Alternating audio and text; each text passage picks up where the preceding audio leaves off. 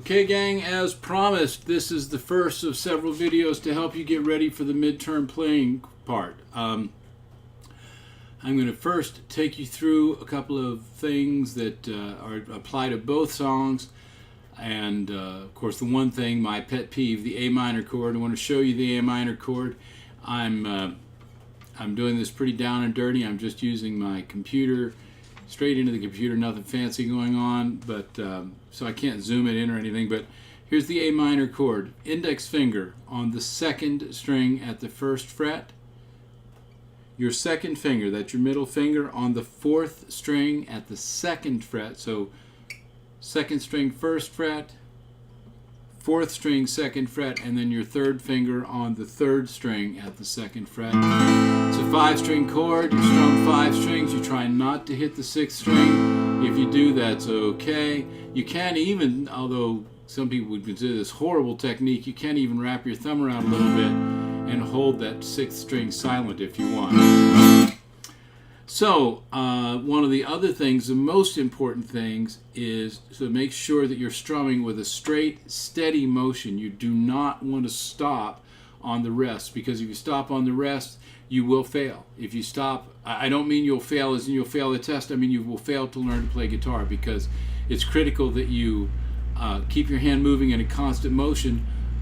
In the past, I've never found anybody that could strum and rest on the rest, stop their hands from moving, and get back to the strum effectively. So most people who fail because they try to strum that way. So I'll tell you right now, you want to be keeping a steady down-up motion throughout the strums. So I'll take you through, first off, the straight strum, which is the one you need to know first and foremost. And if you can't do this, don't go anywhere else until you can. Don't try to do any other strums until you can play this without worrying about it. Trying to look at the camera here. Anyway, so I'm playing a G chord now, and I'm just going to do a down-up strum, a steady down-up strum. I'm going to do this for a minute or two. And you want to make sure that you do it long enough that it becomes muscle memory, that it becomes just a memorized action and you don't have to think about it at all, because this is your timekeeper. And if your timekeeper stops, then time stops. And if time stops, and by that I mean the time of the song, if the time of the song stops, then it's impossible to get it back. So here we go. 3 and 4 and 1 and 2 and 3 and 4. I'm dragging the pick both ways, angling my hand a little bit on the up strum so that it drags the pick. I don't want to hit it with too heavy a pick. I don't want to keep it too straight.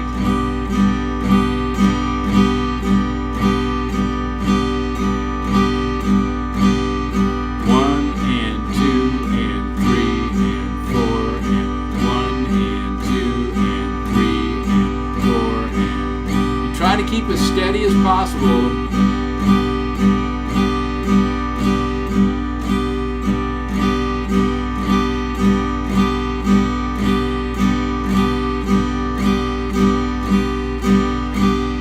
Make sure you strum across all the strings in this chord.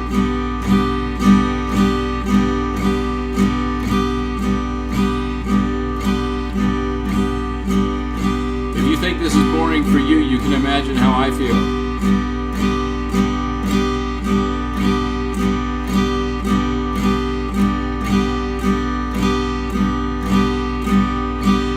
Okay, that should be enough time to get you warmed up. And then you want to try the same thing, maybe at a little faster strum. 3 and 4 and 4.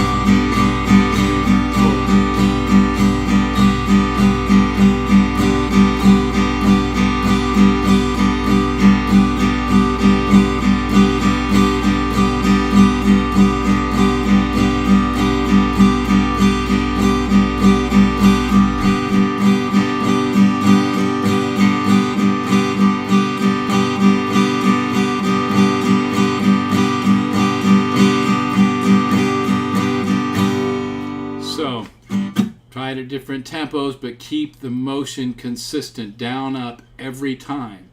Now, when we do the strums for the song, then we make the same exact motion, but you're just going to lift your hand off the neck or off the body just a little bit. You're going to pull the pick a little bit away from the body so that it misses the strings, because you're not digging in with the pick anywhere. You're just playing with the tip of the pick, or you should be just playing pretty much with the tip of the pick. So if I just lighten up, just move away just slightly, I'll get a nice rest. I'll get a thing where I'm not playing, so where I miss the strings.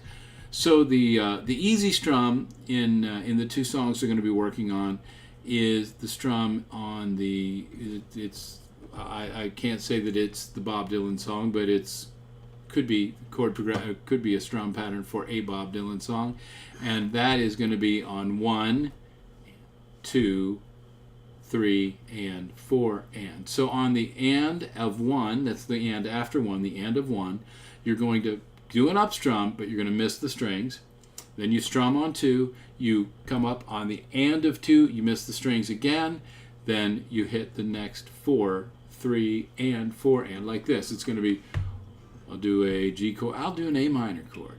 It's 1, and 2, and 3, and 4, and 1, and 2, and 3, and 4, and. So let me give you a better count and tell you what chord I'm going to play with plenty of time for you to get there. I'm doing the A minor chord, and I'm going to play the strum for Brown Eyed Girl at a slower tempo. And this may be somewhere around the tempo that we'll probably use on the test. If everybody's doing really well, I might be able to speed it up a little bit, but we'll see. It's weird. My window is in an odd place, so I keep looking away from the camera. That's a little better. So anyway, it's like this: 3 and 4 and 1 and 2 and 3 and 4 and 1 and 2 and 3 and 4 and 1 and 2 and 3 and 4 and 1 and 2 and 3 and 4 and 1 and 2 and 3 and 4 and 1 and 2 and 3 and 4 and 1 and 2 and 3 and 4 and 1 and 2 and 3 and 4 and 1 and 2 and 3 and 4 and 1 and 2 and 3 and 4 and 1 and 2 and 3 and 4 and. So you notice that when I'm doing the strum, from the point of view of the camera, it probably doesn't look like anything is going on except that I'm still doing exactly the same motion.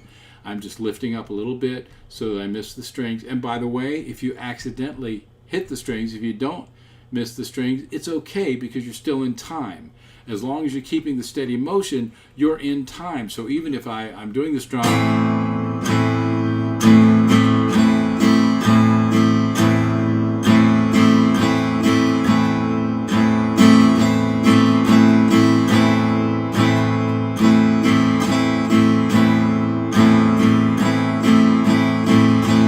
about every mistake possible in that little example, but it still kept time, and that's the all important thing. So even if we're taking the test and you hit an extra chord, you hit an extra strum when you're not supposed to, it's not going to mess anything up as long as you keep your hand moving.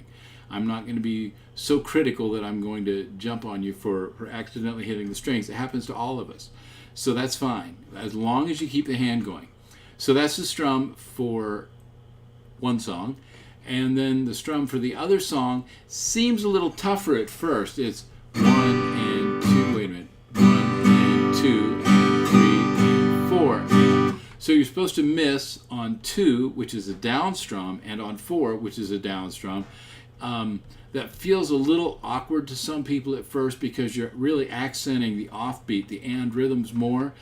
Which is why this rhythm is a little more interesting, a little more syncopated, but it is a little bit harder to play at first. Now the funny thing about it is that once it gets going, it becomes a very consistent motion where you're strumming up, down, up, and then you miss on a down strum, and then it's up, down, up, where you hit all the strings, then you miss again, and it becomes a very consistent mechanical motion. So I'm going to play this for a couple of minutes too. If you practice this, it should get, well, if I can manage to pull this off for about 2 minutes, you'll probably be able to do it without any trouble. And if you need more, then just pull the video back a little bit and practice some more. So here it is at about this tempo. One and, well, I'm sorry, I'm sorry, I hate doing that. Once again, I'm going to go 1 and miss, and 1 miss, and 3 and miss, and then and. So it's going to sound like this: 3 and 4 and 1 and 3 and miss, down, up, miss, up, down, up, miss, up, down, up, miss, up, down, up. G chord, by the way.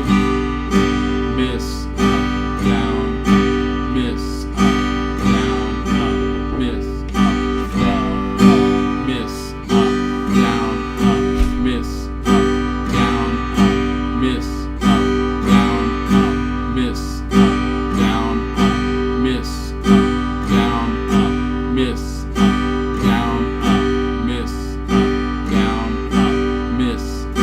down, up, miss, up, down, up, miss, up, down, up, miss. I want you to notice that even when my daughter came in unexpected and walked in on me taking this video, that I did not lose time. So, and that's what you want. You want to be so consistent to this. You want to practice it enough that you can do it even when there are some distractions, because there may be some distractions in the class. You're going to be sitting there playing with other people. You may be a little more nervous because of that.